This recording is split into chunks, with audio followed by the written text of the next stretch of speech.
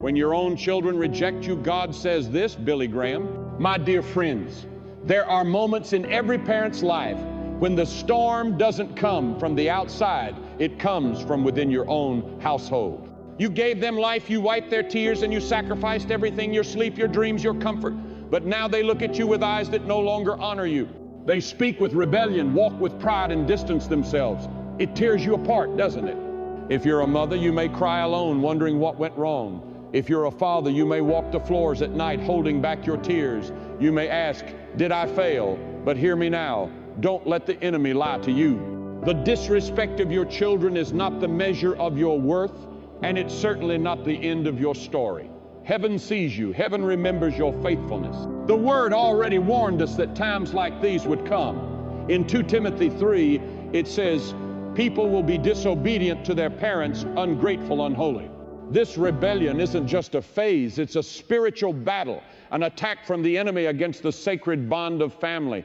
If you're not careful, it won't just divide your home, it'll divide your soul. But you are called to rise up, not in anger, not in bitterness, but in the power of prayer, in spiritual authority. You don't fight fire with fire, you fight for them in the Spirit. The devil wants you to quit, but God says, I'm not finished with them yet. Your calling is to stand firm even when they don't respect you. You were not born to be honored by man, but to be faithful to God.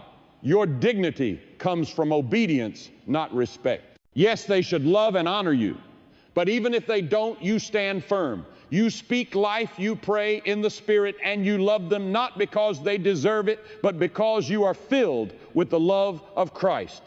Look at Jesus on the cross, rejected, beaten, abandoned. Yet he said, Father, forgive them, for they know not what they do. Can you do that for your rebellious children? Can you forgive them knowing they truly don't see the sacrifices you've made? Remember Galatians 6:9, let us not grow weary in well-doing, for in due season we shall reap if we faint not. Don't faint, beloved. Some of the greatest saints had children who rebelled. Isaac's sons fought for generations. Even David had sons who turned against him. But they didn't give up, and neither should you. The day will come when that child will need you again. Will they find you bitter, or will they find you standing in grace? Yes, you may not have their respect now, but you still have heaven's respect. And that matters more than anything. When they don't respect, you don't fight with force, fight in faith. The prodigal son didn't return because of demands, but because of the Father's love. So don't give up on your children. Love them, pray for them, speak life into them. Your faithfulness will bear fruit even if you don't see it yet. Your prayers are not in vain. God is working, and He will finish what He started. Stand firm, stand tall, stand in faith. You are not alone, and you are not forgotten. God is still writing your story, and He is still working on your child. The greatest inheritance you can give them isn't money or possessions, but the legacy of a parent who never gave up, who never stopped praying, who never stopped loving. You may feel unseen, but God sees you, and He will honor your faithfulness. Your prayers are breaking down barriers. Your love is healing hearts. Your example is planting seeds that will bear fruit in God's time. Keep standing. Keep praying.